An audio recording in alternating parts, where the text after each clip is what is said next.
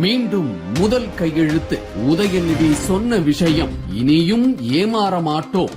விழித்துக் கொண்ட மக்கள். கடந்த 2021 சட்டமன்ற தேர்தலில் திமுக ஆட்சிக்கு வந்ததும் நீட் தேர்வு ரத்து செய்ய முதல் கையெழுத்து போடப்படும் என உதயநிதி கூறினார். கனிமொழியோ டாஸ்மாக் கடைகள் மூடப்படும் என மக்களிடம் வாக்குறுதி கொடுத்து வந்தனர். ஆனால் இன்று வரை நீட் தேர்வை ஒழிக்க முடியவில்லை என திமுகவே ஒப்புக்கொண்டுள்ளது. டாஸ்மாக் கடைகளும் இதுநாள் வரை குறையவில்லை. இந்த நிலையில் அடுத்த தேர்தலுக்காக திமுக தரப்பிலிருந்து உதயநிதி ஸ்டாலின் மீண்டும் முதல் கையெழுத்து என்ற வாக்குறுதியை கொடுத்து இளைஞர்களை கவர தொடங்கியுள்ளார் என்றே கூறப்படுகிறது. தமிழ்நாடு விளையாட்டு வீரர்களின் 5 ஆண்டுகால சாதனைகளை கொண்டாடும் வகையில் சென்னையில் நடைபெற்று வரும் சாம்பியன்ஸ் ஆஃப் தமிழ்நாடு நிகழ்ச்சியில் தமிழ்நாட்டின் துணை முதலமைச்சர் உதயநிதி ஸ்டாலின், நடிகர்கள் சூர்யா, யோகி பாபு மற்றும் முன்னாள் கபடி வீரர் மனதி கணேசன் மற்றும் ஏராளமான விளையாட்டு வீரர்கள், வீராங்கனைகள் பங்கேற்றிருக்கிறார்கள். இந்த விழாவில் பேசிய துணை முதலமைச்சர் உதயநிதி ஸ்டாலின், கோவையைச் சேர்ந்த வீராங்கனைகளுக்கு சைக்கிள் தேவைப்பட்டது. அது மிகவும் விலையுயர்ந்த சைக்கிள்கள்.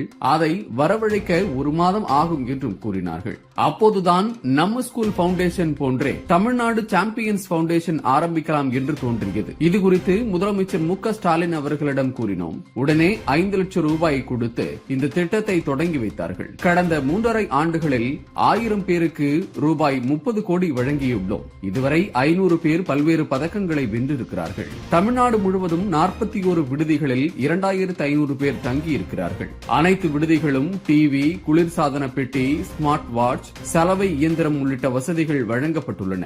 மீண்டும் திமுக அரசு அமைந்த பின் எனக்கு விளையாட்டுத்துறை ஒப்படைக்கப்பட்டால் என் முதல் கையெழுத்து தமிழ்நாடு விளையாட்டு மேம்பாட்டு ஆணையத்தின் அனைத்து விடுதிகளிலும் குளிர்சாதன வசதி ஏற்படுத்துவதற்காக இருக்கும் என உதயநிதி ஸ்டாலின் பேசியுள்ளார். இது இளைஞர்களின் வாக்குகளை பெறுவதற்காக மட்டுமே உதயநிதி ஸ்டாலின் மேடையில் பேசுவதாகவும், தற்போது விளையாட்டுத்துறை அமைச்சராக இருக்கிறார், இப்போதே அதற்கான முன்னெடுப்புகளை தொடங்கலாம். ஆனால் தேர்தல் நெருக்கத்தில் இப்படி அறிவிப்பு கொடுப்பது, இந்த முறை வாக்குகள் கிடைக்குமா என்ற குழப்பத்தில் தான் திமுக ஏதேதோ அறிவிப்புகளை கொடுத்து வருவதாகவும், என்னதான் கொடுத்தாலும் வாக்கு யாருக்கு போட வேண்டும் என்பதை நாங்கள் தீர்மானித்துக் கொள்ளுவோம் என மக்கள் பதில் சொல்கின்றனர். கடந்த தேர்தலின் போது திமுக சொன்ன 505 வாக்குறுதிகளில் இதுவரை குறைவாக மட்டுமே நிறைவேற்றியது. இதுவே மக்களுக்கு திமுக மீதான அதிருப்தி அதிகரித்துள்ளதாக கூறப்படுகிறது.